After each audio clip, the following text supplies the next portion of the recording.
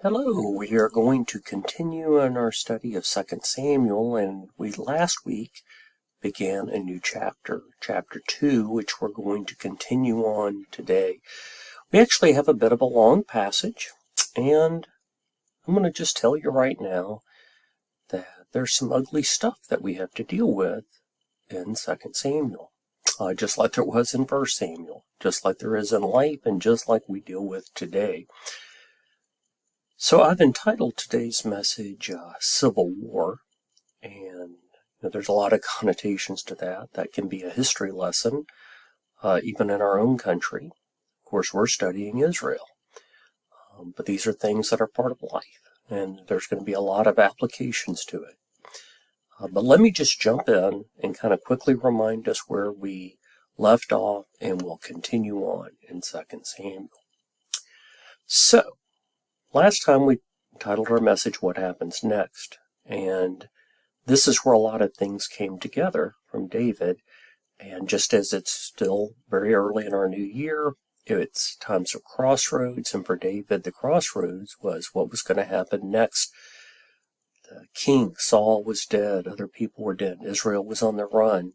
But what David did was he paused. A lesson in his life is a lesson for us as well. He inquired of the Lord. He didn't just do what his natural mind thought, and that's a good lesson. Let's hit the pause button. Let's ask, and very importantly, do not forget to listen. And he listened. And God told him to go, God told him where to go, and he did it. He was obedient, just as we see other examples, not just in David. He had done this at points in his life all the way back to the time he got in the arena with Goliath. And he is still at this point in his life listening, inquiring, and doing what God is calling him to do. Yet there are still battles. And we're going to see literal battles today. It had taken him a while. Taken over a decade for him to finally come into being a king, but he's there. But even though it's not easy, that does not mean he's not blessed. He's living in blessing, but battles are sometimes part of life. Now, to set the stage for all this too, he's come into the land of Hebron. That's where God told him to go. So I think maps, this is not our place where we live, and most people have never been. I've been there, but it's still a land we're not as acquainted with. So here's Jerusalem, the Dead Sea, and Hebron's a little south of Jerusalem, and it has a lot of history with the patriarchs. And it's still a city that you can visit today, and it's still this area for a long time, back to King Herod, has been enclosed as the place of the patriarchs. And it's a very, very important city and a very important land. Now also, David is the king, but again, that was a long period of time to walk into this position. But also, very importantly, he is not king over all of Israel. No, he's in the area of Hebron. And we're going to look at another map as we look at our passage today. Because Israel is actually divided. And that's a good point to pick back up with our story in verse 8 of chapter 2. Things are complicated. Would you say things are somewhat complicated in the world today? Are things even where I'm not going to in any way talk politics or take sides, but we live today in complicated times. They lived in complicated times. Are we divided today? Yes, we're divided. There may be people listening to this, divided politically or divided in other ways. Israel is divided. So David's king of Judah, but Abner, the son of Ner, commander of Saul's army, took Ishbosheth, a new name for us, by the way. And I will tell you, this is not a name that I just knew off the top of my head. I had to research it. The son of Saul, and brought him to Mahanaim. And he made him king over Gilead, and the Asherites, and Israel, and Ephraim, and Benjamin, and all of Israel. So there's now Judah, the land of Judah, and this other area of Israel. Ishbosheth, Saul's son, was 40 years old when he began to reign over Israel, and he reigned 2 years, but the house of Judah followed David. And the time that David was king in Hebron over the house of Judah was 7 years and 6 months. And so we're in the middle of all that. We're not at the end. This is telling us how long this total time period is going to last. And we're going to learn some of what occurs along the way. But things are divided. It says, but Abner. So, let's get a better idea of this division. So here's the geography of the land, and I borrowed this from another source. I believe it's reputable. And so what we have is Jerusalem right here on the border, and here's Gibeon, which is going to come into play today, and here's this other land. And here's Ziklag, where 2 Samuel picked up. He went up to Hebron. Here's Bethlehem and Jerusalem. And it says, but Abner. So Abner was in disagreement.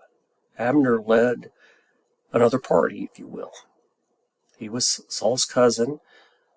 I'm not going to put it up here, but you can read some passages about him in 1 Samuel, and it says explicitly here he's one of the big commanders, like a general.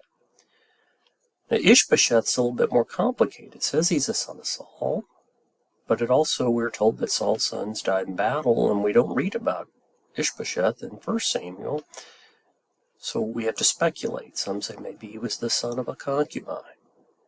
We don't know. He just appears here, and we don't know a lot about him. But we do know about his etymology, that is what his name means, and it means man of shame, man of Baal, neither of which are good. And sometimes people follow bad leaders, and people are often divided in countries, in the United States, and Israel, and other countries throughout time. And we're going to kind of read through a couple of long passages here, and we don't need to get into all the details, but things with divisions are going from bad to worse. And for a while, they're just divided in name, but it's somewhat peaceable. But then war is going to break out. It says, Abner, the son of Ner, and the servants of Ishbosheth, the son of Saul, went out from Mahanaim to Gibeon. And Joab, the son of Zeruiah, and the servants of David went out and met them at the pool of Gibeon. And they sat down, the one on the one side of the pool and the other on the other side of the pool. And Abner said to Joab, let the young men arise and compete before us. Now we don't know, maybe this was some type of game. We have right now football games going on. So maybe there was a sporting type thing, but whatever happened, there's definitely division here. And it's going to take a turn for the worse. And Joab said, let them arise. And they arose and passed over by number 12 for Benjamin and Ishbosheth, the son of Saul, and 12 of the servants of David. And each caught his opponent by the head and thrust his sword in his opponent's side, so they fell down together. Therefore that place was called Helkath Hazarim, which is at Gibeon. And the battle was very fierce that day. And Abner and the men of Israel were beaten before the servants of David. Now, really, nobody's winning. War, particularly a civil war, there's no winners, but for lack of a better word, the servants of David were winning. Getting a little context here, it's interesting to see the confirmations of the Bible. So Gibeon's just a little north of Jerusalem, and this idea of the pool of Gibeon can still be visited today. It's a place, it's enclosed off, so they were there. Again, we have geographical, archaeological records to support all this. With special tours, you can actually even go down. This at times has water and at times it's dry. obviously in the time of this passage, this is the pool of Gibeon. On a broader note, beyond the details of the archaeology, geography, and all that, what we see in any division is it leads to death. And it says the three sons of Zeruiah were there, Joab, Abishai, and Asahel. Now, to keep it all straight, these were followers of David, their brothers. And it says Asahel was as swift as a wild gazelle, and he pursued after, and Abner, the general from Saul and the other army. And they're in pursuit. And it seems like Asahel is about to overtake him. He looks behind him and said, "Is it you, Asahel?" And he answered, "It is I." As they knew each other. Again, it's a civil war, brother against brother. Abner said to him, "Turn aside to your right hand or to your left and seize one of the young men and take his spoil." He's trying to offer him a deal. But Asahel would not turn aside from following him. And Abner said again to Asahel, "Turn aside from following me. Why should I strike you to the ground? How then could I lift up my face to your brother Joab?" Remember, keeping it straight. But he refused to turn aside. Therefore Abner struck him in the stomach with the butt of his spear, so the spear came out at his back. And he fell there, and he died where he was. And all who came to the place where Asahel had fallen and died stood still. And this is just one of countless examples of war and death. It continues. And this is where we're going to end our passage today, but let me read through it. But Joab and Abishai pursued Abner. Those are the two other brothers. So imagine how they feel. They're not just fighting for David. They just had Abner kill his brother. It's very personal. And as the sun was going down, they came to the hill of Ammah, which lies before Giah, on the way to the wilderness of Gibeon. And the people of Benjamin gathered themselves together behind Abner and became one group and took their stand. I heard them. This is the hill I'm going to die on. They're on the top of the hill. But Abner called to Joab, "Shall the sword devour forever? Do you not know that the end will be better?" That's true. How long will it be before you tell your people to turn from the pursuit of their brothers? That's true. This is going to end in bitterness. They are brothers. And so this is going to be a truce. And Joab said, "As God lives, if you had not spoken, surely the men would not have given up the pursuit of their brothers until the morning." But he takes the truth. And so Joab blew the trumpet. And all the men stopped and pursued Israel no more, nor did they fight anymore at this time. So we have temporary peace here. Now, we're learning a history lesson. We're learning about Israel. We're reading about a time of thousands of years ago. But you know what? This is applicable to our world today. We can do our own history lesson. The United States, brother against brother. We think of countries, North and South Korea, North Vietnam and South Vietnam, and countless conflicts. If we're honest with ourselves, if we look at, the country today is divided into blue and red, and we see even in the headlines the divisions, the great divisions that exist in our country, and it's a sad thing. So dealing with civil wars, how do we deal with this? And the divisions, even amongst ourselves, because this is the human condition. Well, the root is sin. We want to think we're right. But it's true that it leads to a bitter end for all. James 4:1 says, "What causes quarrels and what causes fights amongst you? Is it not this, that your passions are at war within you? You're so passionate that our way is the right way. You desire and you do not have, so you murder. You covet and cannot obtain, so you fight and quarrel. You do not have because you do not ask. You ask and do not receive because you ask wrongly, to spend it on your passions." Divisions can exist within countries, across countries, but also families. Not only do we have division within a country, think of the division in our families. Why are 50% of all marriages ending in divorce? Tearing up children, tearing up spouses. Churches can be divided. Family units get divided. I mean, it's a broader issue. It's just an example of this war. Sometimes it's only verbal, sometimes it's physical. And like in this case, we even see sometimes people die, but it's a type of spiritual death regardless.